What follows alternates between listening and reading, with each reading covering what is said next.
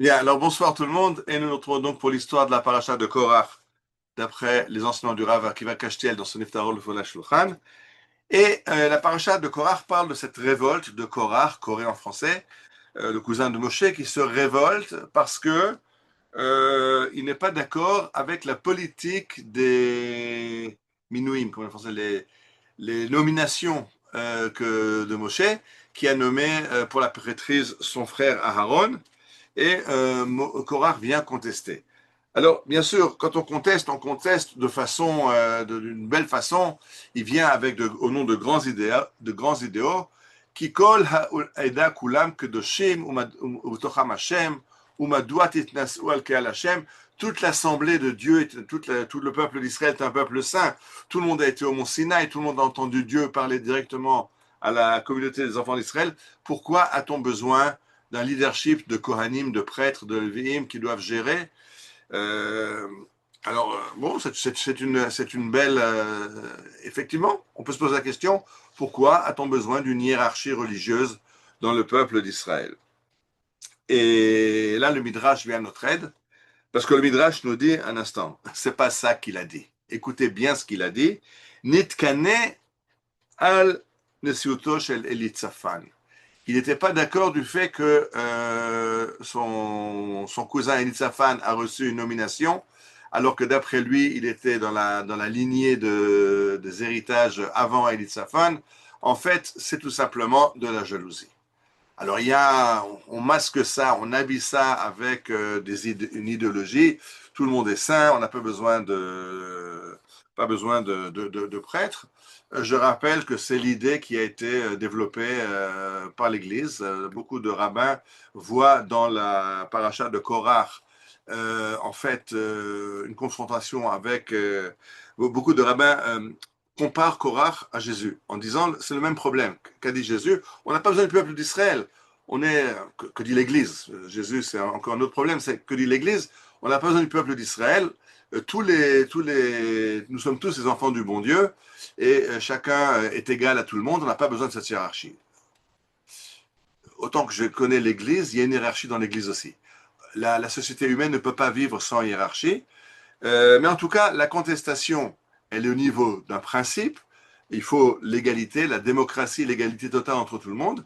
On ne veut pas de hiérarchie. Mais le Midrash, attention, ne croyez pas que c'était vraiment une discussion idéologique. C'était en fait une discussion euh, de jalousie. Korach voulait sa part du gâteau. Et de là, il en vient à une deuxième chose, qui est la contestation du fait que Moshe a reçu la Torah de Dieu. On va le voir dans la punition, puisqu'il y aura la punition de Korach et la punition des 250. Il y a ceux qui vont être brûlés et ceux qui vont être engloutis par la terre. Et quand le peuple se rassemble et que Moïse dit écartez-vous des tentes de Korach et de son assemblée, parce qu'ils vont être engloutis, il va dire et vous comprendrez, qu'est-ce que le verset va dire? Pardon.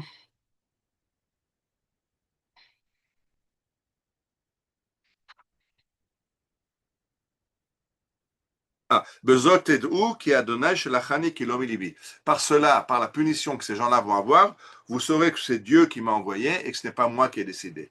Donc on commence d'abord par un sentiment, ça commence par un sentiment de jalousie qui vient avec une contestation au nom d'un grand idéal. Et de là, on arrive à contester le fait que Moshe soit l'intermédiaire qui a reçu cette Torah de Dieu, qu'il a transmis au peuple d'Israël. Et là, le Rav Kastel dit il faut faire attention. Quand quelqu'un vient contester, il faut chercher qu'est-ce qui est à la base. Parce que souvent, on parle de grands idéaux, mais si on cherche bien, il s'agit d'autre chose. Il ne cite pas, moi je le cite pour mémoire. On se rappelle, il y a encore pas tellement longtemps, le pays d'Israël était partout rempli de drapeaux jaunes, et les gens arboraient cet insigne il faut libérer les otages à tout prix. Quand après ils l'ont annoncé, ils ont continué la contestation après le retour du dernier otage, alors qu'on leur demande, mais à l'instant, les otages sont là, alors qu'est-ce que vous voulez? Et alors, certains ont été honnêtes de dire, oui, mais en fait, les otages, c'est pas notre problème. Ce que nous voulons, c'était faire tomber Bibi Netanyahu. C'est-à-dire qu'il y a un problème de faire tomber Ben Netanyahu et on va maquiller ça avec de grands idéaux. Il y a des otages qui souffrent à Gaza, il faut à tout prix les libérer. À tout prix, il faut cesser la guerre, il faut faire tomber le gouvernement et ça libérera les otages. Le germe de cette façon de se conduire, c'est ça qu'on apprend dans la paracha de Korah. C'est comment se conduire avec cette contestation. Et ce qui est incroyable quand on voit, c'est que Moshe dit, mais on ne peut pas discuter. À partir du moment où il y a pas de volonté de discussion, ben, il n'y aura pas de discours. S'il y a quelqu'un qui vient avec un argument, on peut argumenter pour, on peut argumenter contre, on peut discuter. Mais à partir du moment où il n'y a pas d'argumentation, il y a seulement une contestation sans argument qui veut tout foutre en l'air, ben Moshe dit je ne peux plus rien faire, il dit à Dieu règle le problème, et alors la terre s'ouvre et elle les engloutit. Il n'y avait pas de correction possible, il n'y avait pas de retour possible pour ces gens-là, puisqu'ils ne cherchaient pas la discussion, ils ne cherchaient pas à être convaincus. Moshe n'a pas essayé de les convaincre de la vérité de sa mission, il n'a pas essayé de les convaincre de la vérité du choix d'Aaron. Après, il va essayer. Il y aura dans la paracha le miracle des bâtons. Chaque tribu va amener un bâton et le bâton d'Aaron va fleurir. C'est-à-dire que ceux qui veulent discuter, avec eux, on peut discuter, on peut leur amener des preuves, essayer de les convaincre. Mais à ceux qui ne veulent pas discuter, Datan Vaviram, pour le Midrash, qui ne font que crier, sans aucune volonté de chercher une vérité, il n'y a pas de discussion possible. La seule solution, c'est qu'ils soient engloutis dans la terre. Alors, le Rav Kashtel va plus loin. Il dit, mais comment on arrive à une situation pareille? Comment comprendre qu'on est arrivé à cette contestation? Et il dit, si on veut comprendre ce qui se passe, en fait, cette contestation de dire tout le monde est égal, on n'a pas besoin de hiérarchie, on a tous entendu Dieu, c'est de ne pas vouloir reconnaître le monde tel que Dieu l'a créé. Dieu a créé un monde avec une diversité énorme. Il y a des animaux, il y a des humains, il y a des hommes, il y a des femmes, il y a des juifs, il y a des non-juifs, il y a des prêtres, il y a des simples Israël. Chacun a sa place dans le monde que Dieu a créé. C'est ça qui fait la diversité. C'est ce qui fait la beauté du monde et ça lui permet de fonctionner. Le Talmud dit Yefshar leolam, belo bassam ou belo boursaki. Pour qu'une société fonctionne, on a besoin de parfumeurs qui vont nous vendre des parfums. Et on a besoin aussi des boueurs ou de tanneurs de peau qui vont s'occuper de choses qui puent. Mais on a besoin du cuir. À l'époque, on n'avait pas tous les plastiques. Pour faire un sac, il fallait du cuir. Pour faire un manteau, il fallait du cuir. Pour faire une ceinture, il fallait du cuir. Pour faire des chaussures, il faut du cuir. Donc, on a besoin de tanneurs, bien que ça sent très mauvais. Alors, dit le Talmud, effectivement, il vaut mieux être parfumeur que tanneur de peau. L'ambiance dans les shops est meilleure. Mais on a besoin qu'il y ait et l'un et l'autre. S'il manque l'un ou il manque l'autre, la société est en manque. Alors, dit le Rav Kashtiel, c'est le fait de contester cette inégalité, c'est en fait ne pas comprendre, ne pas accepter le monde que Dieu a fait. Et vouloir niveler tout est égal, c'est refuser ce monde de Dieu.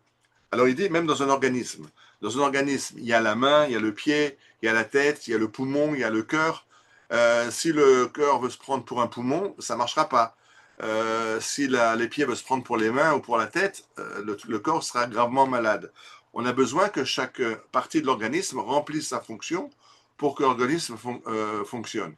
Et cette image est énorme, c'est de dire que un organisme, si jamais je suis en train de faire la vaisselle et je laisse tomber une assiette qui était dans ma main droite, et je voulais la mettre dans l'égouttoir et elle m'est tombée de la main, on n'imagine pas un instant que la main gauche va taper la main droite. Et pourquoi tu as fait ça? Mais non, parce qu'on est un organisme, on travaille ensemble.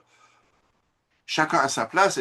Alors, des fois, il y a des erreurs, mais on ne va pas se taper la main droite, ne punirait pas la main gauche, parce qu'on fait partie du même organisme. Et si on comprend qu'on fait partie d'un même organisme, d'un même monde créé par Dieu, chacun comprend qu'il a sa place, il l'accepte, et le monde fonctionne. Et le Rav Kashtiel finit par une citation du Ben Ishraï. Le Ben Ishraï nous dit le mot Keli. Keli, c'est un ustensile, ce qui permet un réceptacle, un ustensile qui permet de recevoir la bracha, de recevoir l'eau, c'est le Keli. Quand on veut se laver les mains, on prend un Keli. Il dit Keli, c'est des initiales. Kaf, c'est Cohen, Lamed, c'est Lévi, et Yud, c'est Israël. Alors, dit le Ben Ishraï, quand on comprend qu'il faut un Cohen, un Lévi, un Israël pour faire un Keli, pour faire le peuple d'Israël qui est un réceptacle de la mission divine que Dieu nous a confiée, alors il y a un Keli et on peut fonctionner, on peut recevoir la bracha, la mission et régner dans le monde. Si on comprend qu'il y a Israël et il y a les nations, chacun a son rôle, il n'y a pas de... La grande erreur a été de croire que c'est l'accusation souvent prenons De Gaulle, le peuple sûr de lui est dominateur. Cette connotation accusatrice de peuple élu. Un peuple élu, c'est pas un peuple qui a un ascendant sur les autres. On n'a aucun droit sur les autres nations parce qu'on est élu. Au contraire, on a une mission, on a une responsabilité. De la même façon que le frère aîné est responsable de ses frères, que le Cohen est responsable d'Israël, Israël est responsable des nations. C'est pas une élection qui donne des droits, c'est une élection qui donne des devoirs, où chacun doit faire ce qu'il a à faire pour que le monde fonctionne. Et c'est ça l'idée de cette paracha de Korach. Quand on refuse cette contestation, et c'est actuellement ce qu'on vit dans le postmodernisme, dans le woke qui veut tout le monde est égaux, il n'y a plus d'hommes, il n'y a plus de femmes, il n'y a plus de nations, il n'y a plus de religion, il n'y a plus rien, on nivelle par le bas tout, alors on détruit le monde que Dieu a créé. Parce que le monde est fait pour fonctionner quand chacun remplit son rôle. Si on le comprend, c'est bien. Si on n'accepte pas qu'on veut en discuter, c'est un peu moins bien, mais on peut en discuter. Si on pose ça comme axiome et qu'on refuse toute discussion, alors la Torah dit, dans ce cas-là, il n'y a plus qu'une seule solution, c'est que Dieu intervienne et ouvre la terre pour faire disparaître cette façon de penser qui en fait détruit le monde. Shabbat Shalom et Bezrat Hashem, à la semaine prochaine.